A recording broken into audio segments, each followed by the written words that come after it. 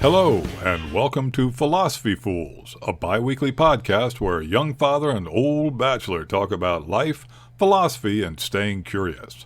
This week, Nephew Josh and Uncle Greg dig into Book 1 of Meditations by Marcus Aurelius.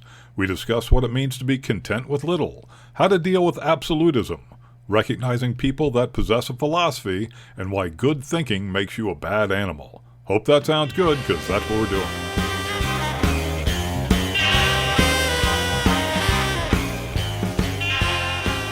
Hi, guys. I'm Josh. Hi, this is Uncle Greg, and we are Philosophy Fools. All right, guys. Just a quick reminder on why we do this podcast. We are here to explore philosophy just as normal people. We are going to relate our findings and thoughts to our real lives and see if we can get any practical use out of it. The philosophers of old and new have a lot to teach us, and we hope our conversations here may give you some insight into our own lives. All right, Uncle Greg, last week we started our discussion of Meditations by Marcus Aurelius. We laid out our framework and the buckets, and I know you're gonna talk a little bit about this. And then how last week, how meditations is kind of like an Instagram post rather than reading a book. And so we needed to kind of figure out how we're going to talk about this. Did you want to talk a little bit about that? Yeah, absolutely. Just to catch people up, what we found when we started to read this was that it was a little chunky, and one of the things, meaning that it wasn't flowing, and that particularly with you taking it in as an audio file, you actually found that you had to bail and just go to the reading because it was kind of difficult to follow. And from that, we realized that a lot of that has to do with the fact that it is not written in sequence as much as it's just independent ideas that Aurelius is writing down. So as we talked about it, we thought it would be a good idea to come up with some kind of organization, just to make it easy as we went along,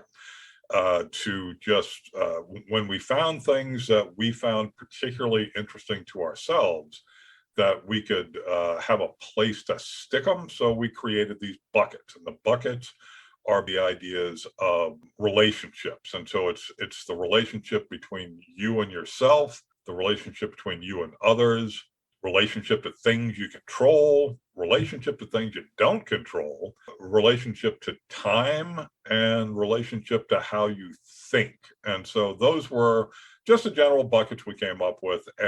But the thing that we want to keep clear for ourselves, and we want to make sure that our listeners do as well while they're going through this, is really just to keep this personal, to keep it as a thing where you really just, in the back of your mind, you think to yourself, hey, what things that I read really kind of jumped out at me in the sense of they were a person, like real meaning to me right now. You know, what things made you think about just your daily life? Like, are there things that Aurelius brings up where you said to yourself, hey, wait a second, that's kind of like what was going on at work? And then the last thing was just the idea of like, how might you apply some of these ideas in your regular day-to-day life? Because for me, that's the important thing about philosophy, is that it's not intended to be something outside of your life. It's supposed to be a part of your life. Yeah, exactly. And you never really know. I mean, each person's going to take it in a little bit differently too. So, I mean, really just how we talk about it. I mean, we don't really need to worry about the buckets. It's just easier for us to just kind of put it out there on paper for us to go through. So I think it's awesome how we're doing it. And it certainly helped me, because this is definitely a confusing book for me. I think it's confusing in general because this is he's using some extremely interesting sentence structure to get you through like a relatively simple idea. Like, it's like I would find myself getting to the end of the sentence and going like, well, wait a second, he's just saying be nice to somebody. And it took like a half an hour for me to get to that simple idea. Yeah, I think it's just confusing to me of how it's written, not necessarily the philosophy of it, because really, how can the philosophy confuse you? Because it's your own interpretation. So you would just be getting in your own self's way if you can't interpret it into some way for yourself. But I think it was just like the old writing for me that was confusing me. Well, I think it's pretty much tough for anybody. So as we go through it and as our listeners go through it, I really want to give everybody full permission to just realize that it's not bad to be a little confused by it. And there's actually kind of a benefit to getting a little confused in that it tends to make you read it more closely. And it's one of the reasons that it's harder to turn it into an audio file, because it sort of forces you to stop and read closely instead of it being a thing that just kind of washes over you, that you could just keep in, as sort of a secondary thing going on in the back of your mind, like we do with a lot of podcasts, the things that we tend to listen to in audio form. Exactly. Like I'll be sitting there working and I can listen to a podcast, but then when I turn on a philosophy book or something like that, my work, I might get a little bit more distracted at work compared when I'm listening to an audiobook compared to a podcast, for sure. Right. Exactly. And Yeah. this sort of brings up, gets me to a point where I had a very interesting conversation with a friend of mine very soon after our last podcast, and it was just an interesting insight into this idea of reading philosophy. Like in the back of your mind, are you trying to learn how to think, or are you trying to learn what to believe? And what struck me almost immediately was my friend said, he was trying to explain this idea that he thought it was a bad idea to get involved in Stoicism, because he had been a bit of a follower of Epictetus, the Stoic philosopher, and he felt that it held him back, because Epictetus is somebody who was very much about like sort of enduring the burden of life. And so like he said that he found himself being a person who, instead of trying to fight against things that were happening, that he would tend to be more passive and just let things happen to him. And then he would just take a lot of pride in how well he carried the burden that was happening to him. And then over time, he started to realize that that was something where he felt he had become very inactive, and he'd become less participatory in his life because he was following Epictetus. And in that moment, it really struck me how different the Stoic philosophers are from a lot of other philosophers. From my background, the people I've read the most would be, say, Friedrich Nietzsche, Plato, and probably Jean-Paul Sartre. And each of them carries with them this idea that they're telling you the conclusions they've arrived at. And it's sort of your job to determine whether you believe their conclusions or not. Whereas the Stoics are offering a process and some conclusions.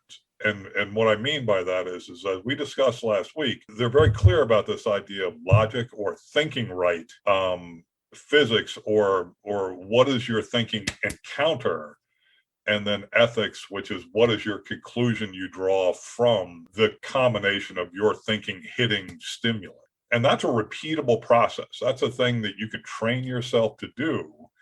And then you become the Stoic philosopher by simply being somebody who's living using that process, as opposed to where I think my friend kind of fell down on his own job, is reading Epictetus or reading Marcus Aurelius like they're the Bible, where the job is to learn it and then believe it or not believe it. Oh, so I was just going to say my thoughts on that is how we go about taking in this material. So like your friend, like you just said, like your friend is reading this and then kind of adopting the Stoic style, and then learning from that. But so what I'm trying to focus on when I go through all these readings is that I don't want to adapt any of this, like you just said, like a Bible or anything like that. Like, so it's like you're learning a lesson and then you want to apply that to your life, but you don't necessarily want to be one-sided with it. So, and that's kind of cool with the Stoic philosophy, is because a lot of them, a lot of their points, you can learn the process, like you were saying, of how to get to the completion. So it's a little bit more about the day-to-day of your life than anything. So if you wanted to adapt any philosophy, I do think Stoicism is great, but the one thing that I'm trying to focus on is to not adopt any of these philosophies, even though you want to learn from their stories and everything. So like that's weird how each person will read a book and then how it'll process in their lives and what you become from it. I just think that's super interesting about what you just said. Yeah, and the to sort of reiterate the main point that jumped out at me was this idea that almost all philosophy texts, the author is setting themselves up as the thinker who has thought these thoughts, and they're challenging you to read them and agree or disagree or engage with their text. Whereas there's a reading of these Stoic philosophers, which is when you read Marcus Aurelius, then what you're reading is Marcus Aurelius's journey with Stoicism, not this is Stoicism. It's he's applied his method, and these are the things that happened to him.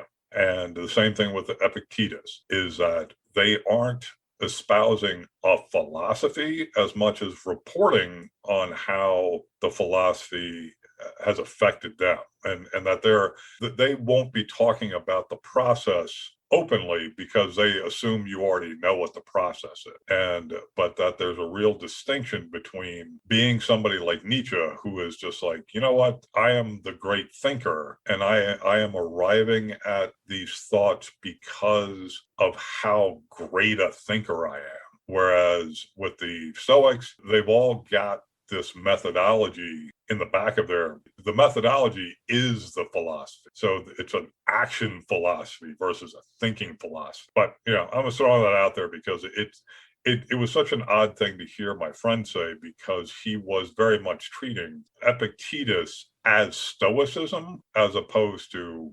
Epictetus's experience with Stoicism. So who created Stoicism? Do we know that? Some guy named Zeno. Okay. Yeah. Did he create it as a religion, or so we're talking philosophy. So if he created it, what did he create it as? But maybe we should go to that after we do Marcus Aurelius.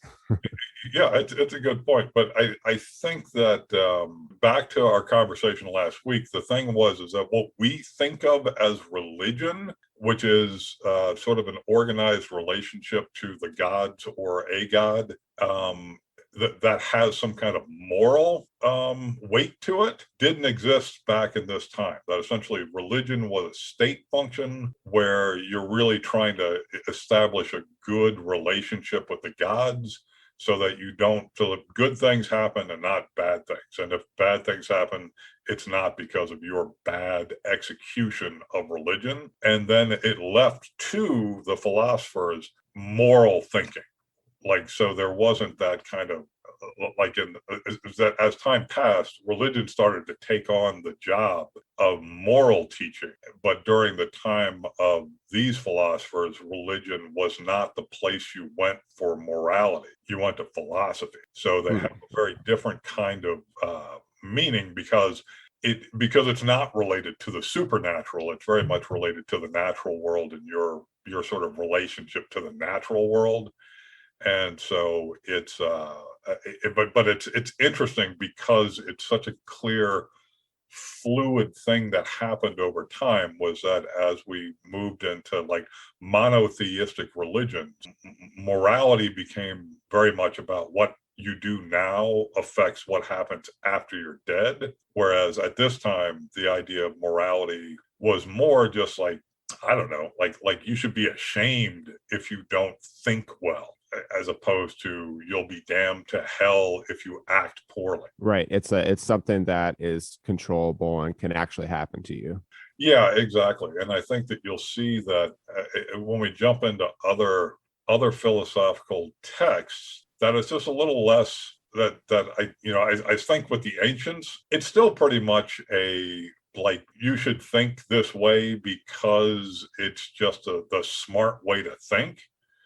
But with somebody like Plato, he's giving a very specific idea behind why people are the way they are.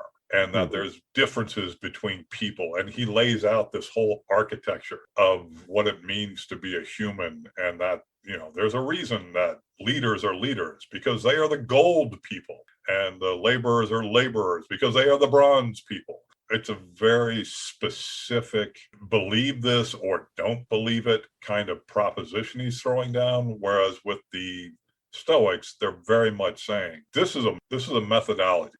It's closer to weight training than it is to religion, in the sense that it's executing a bench press really well, like mechanically, is sort of the core fundamental, but that exercise is going to hit different bodies differently. So your experience of the bench press is going to be very different for each individual, because each individual's body will have a different response to the kind of training. And, there's a way to train your bench press for strength, and there's a way to train your bench press so that you're looking to gain mass. But the mechanics remain pretty much the same. Yeah. I mean, that's a great analogy. And with that, I'm excited to learn all this stuff. I haven't really touched on Plato or anything like that. And all that really makes sense. And for me, anything related to fitness will definitely make a little bit more sense to me. And that's a reason I do like the Stoicism.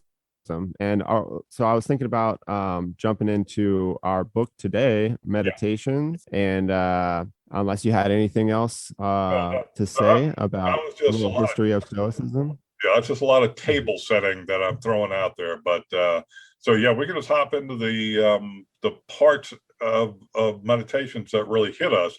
And again, we're not doing, one of the things we made a deal with each other on was that this wasn't an exercise of going through the 17 sections of book one and placing each element into a hierarchy or into our buckets, but that we wanted to find the statements and the things that Aurelius says that really struck us in one way or another, and that we would just talk about those. So the possibility existed that we would find nothing interesting, or we found a lot interesting. Exactly. And so I'll start with two different points. And the first point, so obviously I found all of these very interesting. But the first point I really want to focus on, it, like you were saying, is that basically he's just writing these things down. So he's just trying to, he might be sitting there after a long day, right before he's going to sleep, and he's writing in his journal, and he's just not jotting down little notes. And this first group of notes that I'm going to read, they're a little bit more simple, but I think they're very important, and I think that's probably why he kept these in there. So the first one is to bear pain and be content with little, to work with my own hands, to mind my own business, and to be slow to listen to slander. Now, this isn't super philosophical, but I think these are all important points, and stuff that affects me. Like the first part is to bear pain and be content with little. So that's one thing I've been focusing on over the past maybe 3 or 4 years is trying to be content with a lot less. For so long, I was focusing on getting cool, shiny things. And the more I have, the newer it was, the better it was, the happier I'll be. And then I started reading some of the philosophy, and I started I started doing the opposite. I just try and get rid of as much as I can. And to me, that starts to make me a little happier. And I think that's probably something that he realized and why he wrote it down. Mm-hmm. And then to work with my own hands. One thing I notice about my life is that, and really kind of humans right now, it's just like a simple weekend. All right, I'm a normal guy. I'm a dad. On the weekend, I have to mow my lawn. Right. Let's just take that simple example. So most people I talk to, even guys my age, 34 years old, they'll be like, are you getting that new riding lawnmower? And I'm like, no, like that's the last thing I want to do, because, that like mowing the lawn, sure, it takes 3 hours to mow my lawn by hand or by a push mower. That's not even by hand. But that 3 hours is exercise, it's meditation. I could listen to a podcast.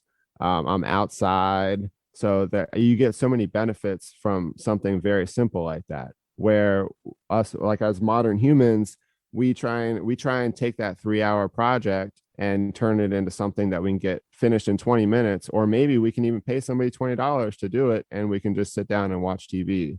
And it's just a simple to work with my own hands, but it's something that I've been trying to do more and more in my own life, and it's I think makes me a lot healthier. Yeah, I couldn't agree more, and I really do find that that idea of like yard work is a perfect example of that, which is we live in a fairly modern context where we could pull off not doing anything for the most part, depending on what your income is and your ability to sort of offload labor to other people. That there's this huge benefit to having these kind of rituals of home maintenance that like you said, a lot of people disrespect it, like it's a waste of your time. And I think there's a huge benefit to this idea of maintaining your living space with your own hand. It's like everything, which is it's a statement of balance, which is you can get yourself into an area where you've come completely out of balance with the physical world, where all you do is sit around and look and work on a computer, and there's almost no physical acts. Everything is being aided by something else. And here you get that real benefit of like, you know what, I got to go out, I gotta fire this thing up, and I got to push this mower. And it's a metaphor even for things like exercise, that people can just fall out of that sense of the physical self and live only in the mental space. So yeah, I concur with everything you're saying. And it was just funny that you brought that up, because I don't have a lawn anymore. But when I was a kid, I was made to cut my lawn. And then weirdly, after a year of sort of being like it was a chore I had to do, it became a thing of meditation, of getting really good, clean line, which weirdly, it's kind of a good training, because it was stupid. Because the lines go away after a couple of days. Yeah, but it looks really, really nice for a few days. So that's all. It's always a bonus. Yeah. Now, how about the last part of that? The sort of mind my own business and be slow to listen to slander. Well, slow to listen to slander is, it's something that I don't experience as often these days.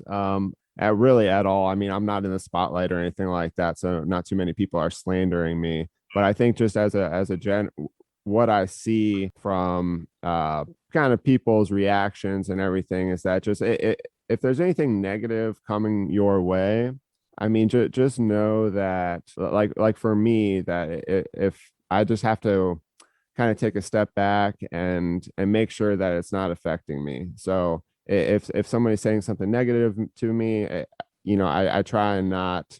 I just try and not listen to it. Like I can listen to it, I can process it, but I try and not have it affect me. And I think that's something that's very, very important. And even though it's just a slow to listen to slander, but I just think it's something that can ruin your day, and ruining your day is not, is no fun. And then to mind my own business, I never really got that sentence, so that's really not interesting. That was just part of this sentence. Well, I think that it's kind of the inverse. Like, so you can be the slandered and you can be the slanderer.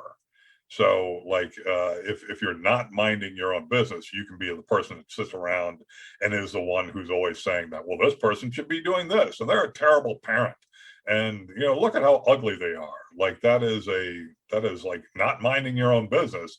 It's being in other people's business. So I guess just almost focusing more on yourself is almost like kind of, I guess is super important. I mean, I guess I don't try and listen to other people. But then of course I do try and listen to people who I find, smart or anything like that. So I guess for that one, yeah, it's basically just focusing on myself. Did you have anything to say about that before I go on to the next one? No, the one thing that I do want us to always keep in mind is that that sort of, we've discussed this before, that everything's kind of a paradox, that we don't live in binary states. We don't live in black and white states, that we live, on a spectrum. And I think that Aurelius and the Stoics in general are very good about saying that, things can injure you, but it's if you let them keep injuring you, that's when you're in a bad space. So something like this, which is like minding your own business, you may have for a moment say like something like, well, that person shouldn't treat their child that way. But if you aren't going to do anything about it, that you should just let that go. Like it's your job to sort of keep yourself fairly centered. But that isn't to say that you'll never experience moments where you say like, well, wait a second, that's like where you may insult somebody or you get insulted. And in both of those cases, you feel the emotion, but it's kind of your job to keep going. I was in Ocean City over the weekend, and on the boardwalk, there was thousands of people, like literally thousands of people. It was kind of weird this post-COVID. Well, even though COVID's still here, but only 10% of people with masks on. But anyway, like I was walking down the boardwalk, and I would see parents, parenting their children, and Amber and I were lucky enough to be without kids, at least in Ocean City. Virginia Beach was a different story, but in Ocean City, and we would see a parent do something, and we would like look at each other real quick, because we would automatically, it's like our old habits of automatically making a judgment on somebody, even though we're not judging them. We're more like, for me at least, I'm critiquing myself. Like from seeing them, I'm like, oh shoot, do I do that? Or hey, I should not do that this way, maybe from other people's examples. So that was definitely something interesting when I was walking down the boardwalk over the weekend and seeing all those people. Well, and I think it's natural, but it's important. But this all goes back to this idea that the practice, the philosophy that you're experiencing, isn't one of saying that this will turn you into a perfect being. What it's saying is that things happen, and it's how you deal with things that becomes most important. Let's head on to the next topic. Cool. I'll do my second one, and then I'll let you roll with it. So the second one was about absolutism. So to observe how vile a thing is the malice and caprice and hypocrisy of absolutism, and generally speaking, that those whom we entitle patricians are, and I'm not sure if that's how you say that, are somehow rather wanting in the natural affections. So basically, for absolutism is, for me, that's something that I see all the time in the media and in social media, in social media also. And it really started kind of giving me negative emotions and vibes from just, social media and everything, because people take these stances, and it's okay to have your opinion, but if you have your opinion based solely on like the two parties, or the two people in the fight or anything like that, and you are just choose one of them because that's who you choose, or that's who you grew up to automatically choose, and then you stay that way without any change. For me, that's something that I always see and make sure that I never do. Like I never want to be just one side, to an extent. So I want to be able to support something, but I also want to be knowledgeable about it. Like if I'm supporting a party and I agree with half the stuff but not the other half, then it's okay for me to maybe support the other side that believes in other things. And that's something that I really focus on from that statement. What do you think? I'm with you 100% on that. And it's absolutism is kind of an illness. And he's really attacking this idea of malice, caprice, of the hypocrisy. And that's that everybody knows that their absolute position, it's not real. Like there's no, like you have to really kid yourself to believe that your absolute position is unassailable. So, and a perfect example are things like, somebody can say like, you should never kill. And then you go like, well, okay, that's a good point. But what do you mean by never kill? Like if somebody's coming at you or your family and they've made it clear that they will not stop until they have killed your children, that your job is to never attack that person and potentially kill them. And then because that's a reality, and it's not something that's likely to happen. you can say something like, it'd probably be better if people never killed each other, but to say you must never kill is just something it's a hard position to take. It's kind of like saying you should never fire a gun. And it's like, well, same situation. Should you never fire a gun in a grocery store? Yes. Should you never fire a gun when people are invading your home? I don't know. But that's the notion of absolutism, which is that there's a fantasy world where you can just take a position that no matter how many arguments you make against it, there will never be an exception. Yeah, it's crazy how my 4-year-old, like literally that's how she learns. She learns black and white, and it's really hard for her to learn like any nuance or anything like that. Yeah. And so anything she learns, and she's like, so now she'll say things like, I hate this. Yeah. And so I'll be like, oh, so you hate donuts, or like, because she liked the chocolate donut but she didn't like the vanilla donut, let's say something like that. And she'll be like, I hate donuts. And I'll be like, do you hate donuts, or do you hate that one donut? Or and so I'm reminded of this every day in my personal life by raising my kids too. So I that's why I thought that this idea was pretty interesting. Well, and if nothing else, like your example with Adeline is a good one, which is it's natural to fall into these, because a lot of times you don't want to take the time to be like, okay, I acknowledge that this all exists on a spectrum of one kind or another, but it's bad to stick a butter knife into the outlet. Like that's there's it's, at a certain point, you just want to be like, don't put the knife in the outlet. I feel like what's that? Yeah, well, yeah, definitely don't put the knife in the outlet. But but I feel like when I talk with some of my friends and I take that position of not absolutism, it's like I'm always in the middle, kind of. And I feel like I'm not making the right decision sometimes, almost when I think about it. Like I'm thinking too deep into like whatever they're talking about. Like we might have, I don't want to get into it here, but we might get into topics about, like, say, education or something like that. And we'll each kind of fall into our own bucket, and I almost always tend to fall into a bucket that can agree with everyone, and we kind of have to find something in the middle. And I don't know, I feel weird being in that, but I feel like that's the correct place to be. And so I don't know, what do you think is right there, or do you kind of understand what I'm saying? Oh yeah, 100%. The thing that and it took me a long, long time to arrive at this position, but I started to realize that the thing that tends to create the greatest amount of conflict is for conversations to begin at their end point. And so that would just be like, I'm a Republican, I'm a Democrat, we hate each other. Like it's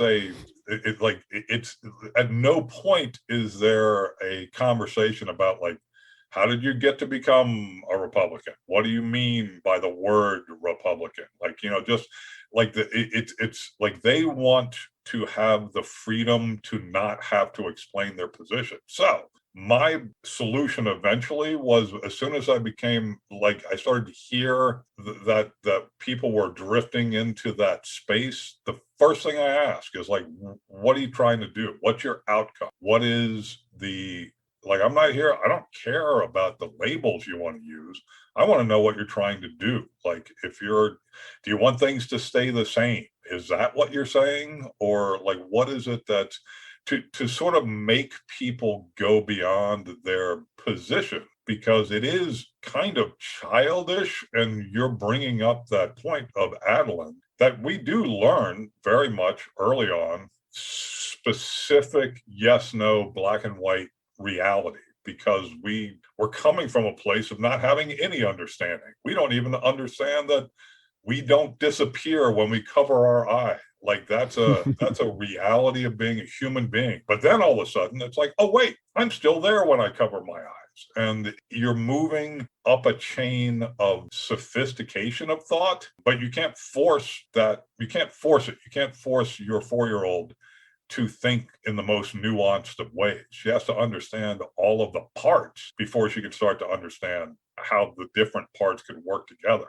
It's definitely noticeable. Like I just, and for me too, I learn in these situations, which is really cool. And so I just try and ask her a question and leave it at that. And I know over the years she'll start learning more. So that's Yeah. where I leave it. Well, and pretty soon you'll have a teenager who just is using the most powerful rhetoric known to mankind as to why you're being evil for making her come home at 9 o'clock. So the transition will be very powerful. But to your point, though, I think that this, like to guard against absolutism as a philosophical point, isn't a weakness. It's more that you really do when you if you find yourself in that position and you of being like, oh, am I just being too kind to both sides? What you really want to do is go back to what we've talked about before, which is the hierarchy of importance to you. Because if things fall in a gradient of like, well, that's okay. And an example to me would be something like tax reform. I can swing either way. I can sort of say like, you know what? Yeah, maybe we should tax people more, but I really think it's important that if you were to tax people more, that the government should ensure that the money's being spent well, or something like that. Whereas when people say things like racist things, or anything where they are dealing with the idea that one group of people is less than other groups of people because they're a group, is something that I instinctively and intellectually find repulsive, because I put a lot of value on individuals. I put a lot of values on the idea that each person pretty much gets to prove whether they're useful or unuseful. Absolutely. I think that's the best way to do it. Yeah. So that's so let's see, where do we leave off? Oh, so we're talking about the next one was one that I pulled out, which is well, this is the statement, a very strong point. To give way without jealousy to those who had some particular gift, like literary expression or knowledge of civil law or customs or other matters, even sharing their enthusiasm, that each might get the reputation due to his individual excellence. That is a long way of saying that, and this is my interpretation of that, but that it's important that some people be allowed their expertise. That if somebody goes through a lot of trouble to become expert in something, that you should at minimum give respect to that, and that you're actually probably better off, like as a leader, to be able to determine those who have done the work and are worthy of your respect in a way that, particularly like in this modern context that we're talking about, it amazes me how quickly people offhandedly just will say, I know more than a doctor knows, or just because you have put in 10 years of study doesn't mean you know more than I do. Right. Right. So is that only, so it can go, are you saying it can go both ways? Like, so what I would get out of that is that I wouldn't tell you how to do art because you're an artist. Mhm. So are you saying that I could, in fact, maybe if I knew something about art, like talk to you about it in a way where you would have to respect me? Is that kind of what you're saying? Oh, no, Or is it vice versa? I think it's more this idea, because you, like, say, if a perfect example, like if you are a person who doesn't have a great deal of like academic knowledge about art, you're still absolutely a person who can say whether you enjoy the art or not, because that's the one thing about artists, is they're not allowed to judge the audience. They just get to do what they want to do. But if your approach was to say like, no, that's just bad art, then it's just a weird thing for somebody who has put no time into it to even come to that conclusion. But more than anything, this was just jumping out at me about just the basic idea that you give people the respect that they're due, and don't just make, again, going back to absolutism, if they're just saying something that disagrees with your pre-existing belief, it's not okay to just disrespect them, even though they may have some expertise. Right. Yeah, like in my life, I see this a lot in fitness, because there'll be people out there who are, certified personal trainers, and they'll be giving good information, and there'll be people out there who are just Instagram fitness people with no certifications or anything like that, and they're giving out their advice. And I know there's always like a fight of like, should I respect those people because they have no certifications or anything like that, but they're also extremely ripped and in shape, so how do you respect different people, like where as I have 5 years of training experience and a couple certifications, but I'm not ripped, like I've been in good shape. So I mean, how do you trust somebody, and how do you even rate where they are in their own individual excellence? Well, and from my perspective, it's all about whether or not they explain the method that they took to arrive at their conclusion, or if they only talk about their conclusion. So if they say like, well, look at me, I'm ripped beyond belief. So everything I say from this point forward means that I know everything there is about strength training. That there isn't that they haven't done the job to say my fitness goals were about like reducing my body fat and increasing my muscle mass so that my appearance was one of being extremely striated with my muscles. Then I can listen to them and realize that was the area of their focus. But if somebody just says I'm in shape so I'm a fitness expert, then I might continue to question them, like, well, why, when you say fitness expert, what do you mean? Yeah. At bare minimum, for me, it's just this idea that people kind of need to show their work always. That I don't evidently just sit back and go like, oh, this guy's talking, he looks a certain way, therefore he must be right. Very true. Very true. And the fitness, like in my space, in the fitness space, I always see the ripped guy saying that. But but you really don't. A lot of them are like college athletes who may or may not get a certification, but as soon as they start, they're already ripped, and then they become a trainer, and they start eating. They just start getting a little older, and they're not doing sports or anything like that anymore, and so they start getting a little bit out of shape, and then they really have to go onto their knowledge instead of their looks to get clients and things like that. So that's interesting, and you can also, I mean, put that into any space, not just the fitness space. Right. And there's a reason that there are con men and that they are successful. And it's because people like the idea of somebody saying, hey, I know everything. Just do what I say and you'll be great. Why that is true, I'm not sure, but it is an absolute fact that people are very comfortable with the idea of. I believe this to be true, and this isn't just a modern thing. It plays itself out with the modern tools. But people will. I am horrified to say this. And a person I knew as a friend when I was in sixth grade popped up on Facebook recently, and it's become abundantly clear that he believes in dragons, in fire-breathing dragons that burn down buildings. This is a 60-year-old man.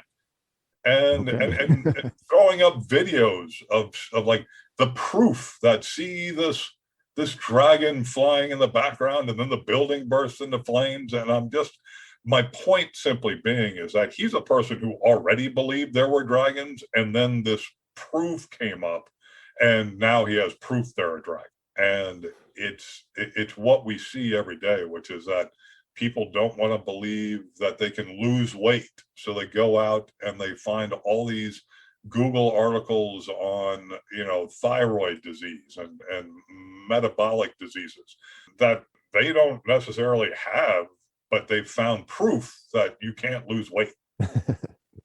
And they find two or three symptoms that match up exactly to what they have. Right. Or some other people who might have, because I've known in my lifetime people who had freakish metabolisms, crazy things where I was like, my God, there was a guy I knew who actually said to me, whatever you do, don't train my shoulders. And I was like, what are you talking about? He goes, because they just get too friggin' huge. And I was like, wow, that's just ridiculous. You're talking crazy talk. And within 2 weeks, and he was like, I'll show you. And within 2 weeks, his shoulders had busted out like by like an inch and a half or 2 inches on both sides. It was the craziest thing I'd ever seen. But it was just an example of that's a real thing that happened. And I should have listened to him instead of forcing him to like not be able to fit in his shirts. So, but that was okay. So that was my point on that was just I like the way that that he calls out this idea of people being jealous of other people's knowledge, and that you should really, if somebody has done the work, you should give them the respect of the knowledge that they have achieved. And so that's one. And then the next point was this idea of this just jumped out at me for one very specific reason, is that he's implying the world he lives in. So here he says, besides all this, the inclination to respect genuine followers of philosophy, but towards the other sort, no tendency to reproach, nor on the other hand, to be hoodwinked by them. And so what and he ends that statement with affability to and humor, but not to excess. And so there's kind of two ideas here, but the one is that he's positing a universe in which you are, if you are a genuine follower of philosophy, that you will identify that in others. Like it becomes it's apparent quickly when you're talking to another person who's a practitioner of philosophy. And because there is this, quote, other sort, and I'm assuming by what he's saying there is it's the kind of people that we've been talking about all the way through this, which is the kind of people that just like dig their heels in and go like, I am right, and this is just the way the world is, so don't challenge me in any way. What Aurelius is basically saying is like, these people just exist, and that you're going to encounter them.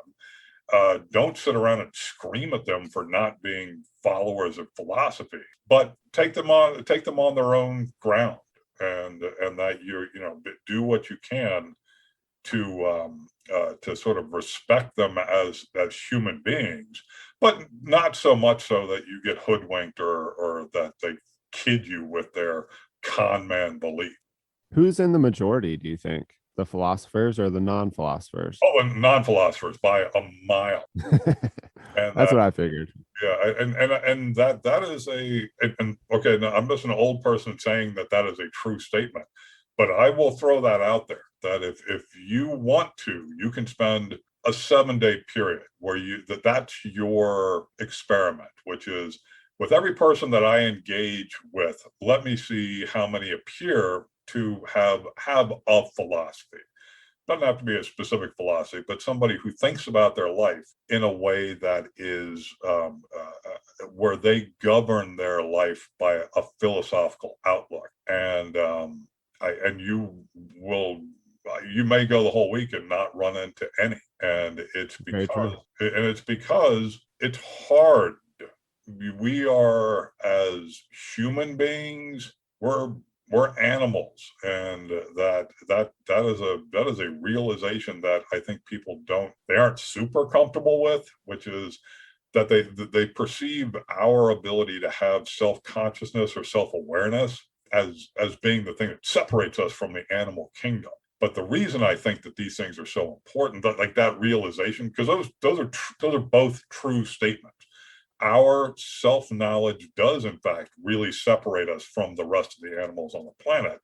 But we are also animals who are affected by all the kind of drives, impulses, genetic programming that are just present in all animals. And, how is it that every other animal on the planet can also reproduce, raise their young, and provide for them without any self-awareness, with no knowledge, no capability of thought? They just are able to do it. And that same things are stuck in us. And I throw that out there because complicated thinking isn't good animal thinking. Complicated thinking isn't good survival and replication thinking. So doing the minimum amount of thinking is probably the best animal strategy, so that you can place all of your focus on simple organization of your universe. That's where I think that things like male female hierarchy, they aren't good for people. They aren't good for self-aware human beings, but they're as effective a strategy for an animal as any, which is, we get together, I'm the boss, you're the not boss, you're the servant, end of story. And so you can then procreate from that point forward without ever readdressing the humanity of the other person. And that's not great for people, but it's pretty good for animals. Sure. I mean, I guess we never, going through evolution, we never really needed to use philosophy until, until what, the Romans or Greek time, because before that we were just hunters and gatherers, just going for food, and we were basically animals, just food, procreation, shelter, and shelter was usually very primitive, and so there wasn't really time to sit around and think and talk philosophy. It was just survive or not survive, basically.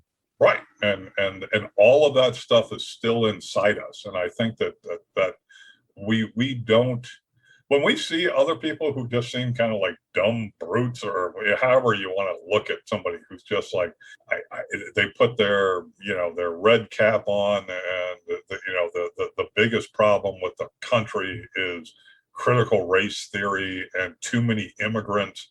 And that's the last I need to think about that. That's just a strategy to not overtax their brains. They're just trying to have this. They want a simple universe to live in, so that it's simple to pass on to their children, and that it's simple to make it through to death. They don't want a lot of complexity. They want everything. There's a right and there's a wrong. There's no in between, and that's just the way things are. And that's an effective energy conservation strategy, but it really lessens, I think, the potential of the person. Yeah, I mean, if you think about it, is that really living though? I mean, I guess that's just getting through life almost. That's not what living a what kind of life, like a do you know the word I'm trying to yes, I know exactly what you're trying to say, and I too cannot remember. It is the unexamined life. Yes, exactly. So I think that's important to definitely do the examined life and to get through your life. Do you have anything else to say about that? Because I think we're need to wrap up on time here. Actually, we do, because we're running over a little bit. So that's the end of that thought. Cool. All right. I think that was a good discussion. Did you have anything?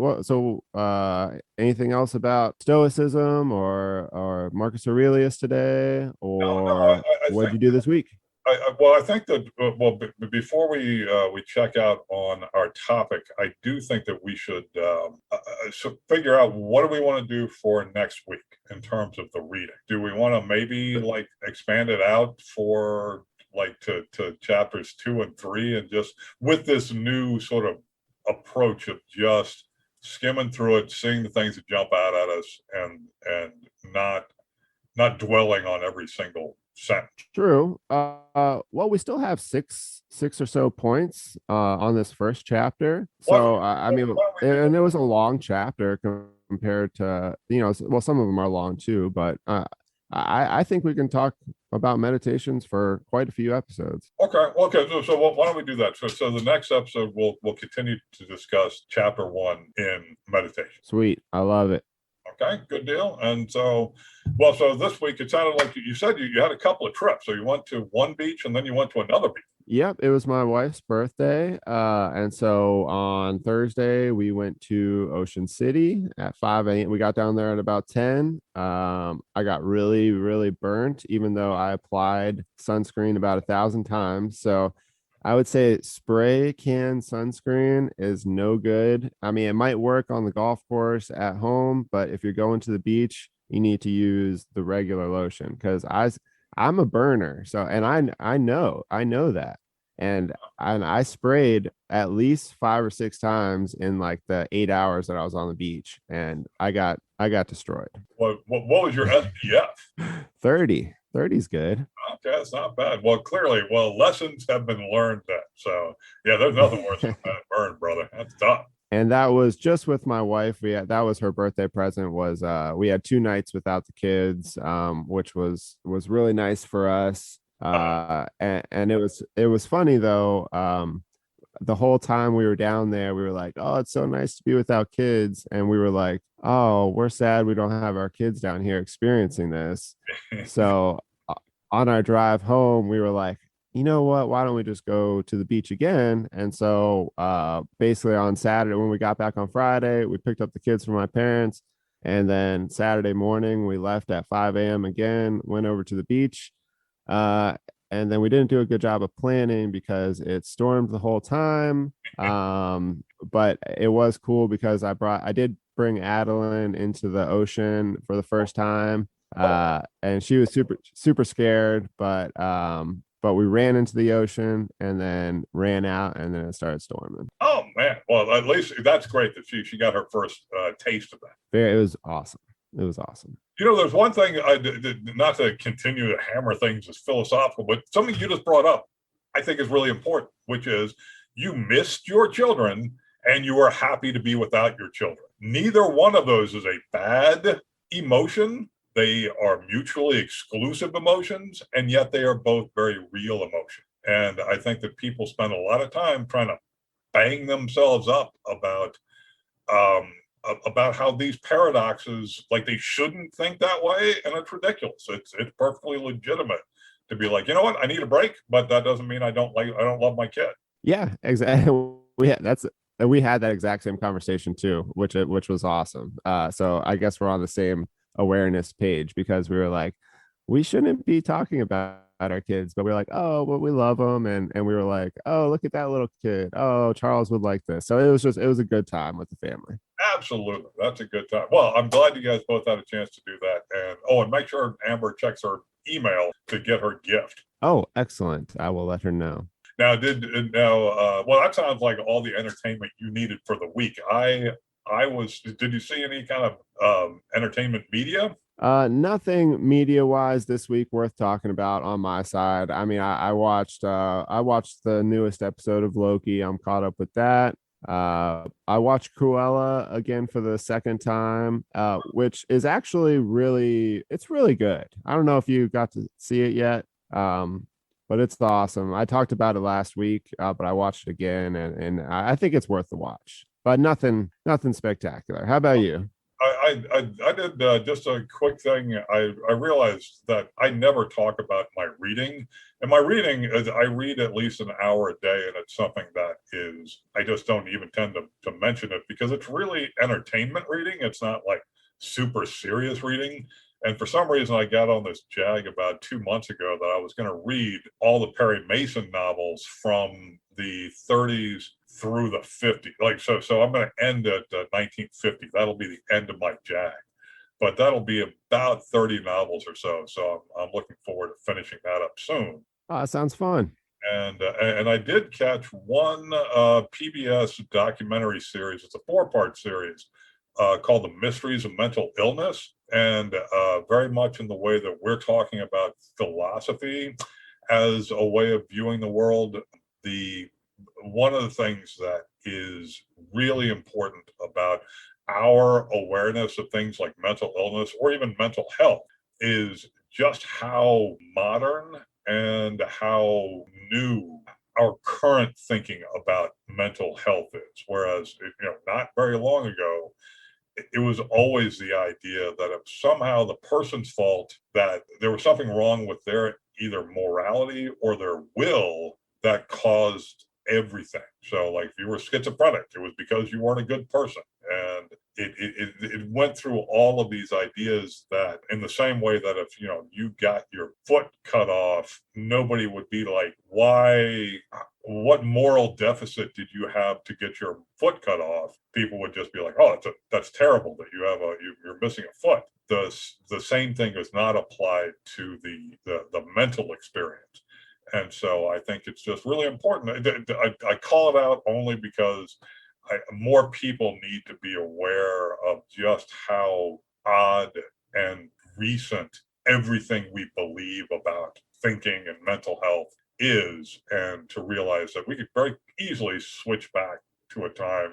Because one of the things that they really brought out that I think was very important was a concept of psychiatry. While it was still kind of useful well into the 1970s, it was just an unregulated, crazy space. So that if somebody were to, so if one psychiatrist did a diagnosis, another psychiatrist would have an entirely different approach to doing a diagnosis. So it wasn't like getting your temperature taken, or like, say, if you had a stomach ailment, there's a way you describe it to your physician, and they're supposed to run through a process to get to a diagnosis. And there was none of that for psychiatry well into the 1970s. And so we haven't had what we think of as psychiatry for more than a couple of generations. And hasn't psychiatry changed quite often? I mean, even in the past 10 years or 15 years? I mean, like, because what I've noticed over the last 5 or so years, even, I mean, not even going back 10 years, is that psychiatry is trying to focus more on natural balance of the body rather than targeting specific chemical imbalances. Right. Because like certain pills or whatever for psychiatry will, you know, whether it's antidepressants or anything like that, will do one thing, but it'll affect so many different parts of you and your system.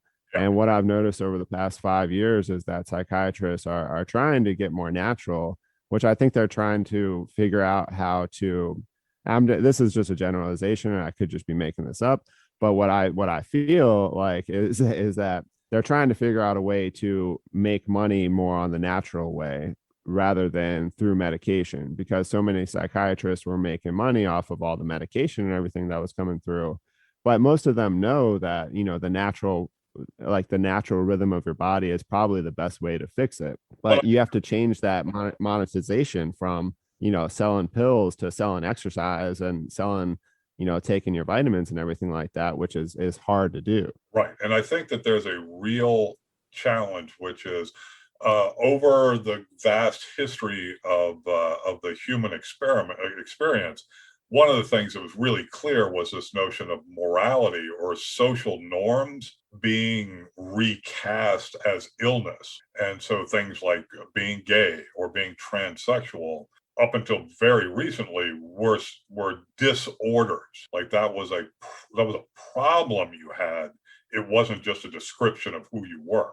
And so that kind of evolution of separating social norm from the medical discipline called psychiatry is an ongoing process, and a lot of it has to do with just this. And this is to your point, which is there isn't a clean break between what is a mental thing that deals with how you think versus a mental thing that's being affected by chemistry. So like all you can do is experiment. You can't look at somebody who's depressed and say, well, it's absolutely a serotonin problem, because you know you could actually begin with a serotonin problem, then develop mental strategies that cause you to be depressed, and so that they are almost separate. Like the chemical thing that got you to that place isn't as powerful as the habit you developed of being depressed.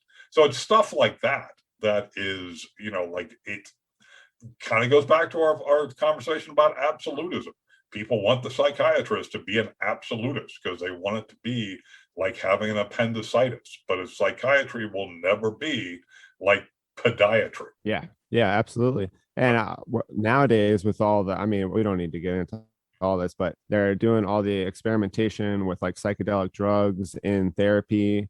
You know, and so, and which kind of makes sense. I mean, it's similar to the other, you know, some of the other chemicals that they were using over the past years, but with like the MAPS program is using MDMA, and they're in the third phase of clinical trials, and they really focus on the integration part Right. of the psychiatry over the drug, and that makes a lot of sense. I mean, even in the past drugs, if they did that same kind of thing where you're seeing, I mean, you see them on a regular period, but you guys are often talking about changing your medicine and things like that, where in some of these psychedelic treatments, they really focus on that one psychedelic event, and then the integration and the integration, I'm sure they're using Stoic philosophies and different things that they've put together, behavioral I don't know, guidelines that they put together to integrate them after that. So I don't know, it's psychiatry is just changing, and like you said, they just have to experiment to figure out what's best for everybody's mind.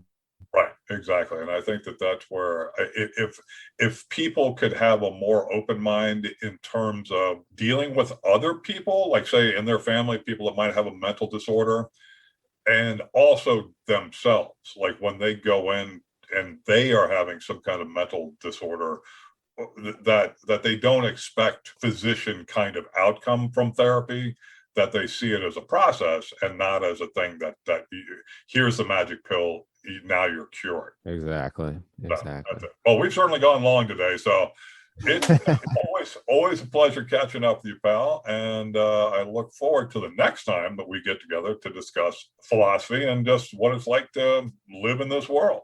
Absolutely. It was great talking with you, and we are the Philosophy Fools. Woohoo! All right. All right, Later. take care, pal.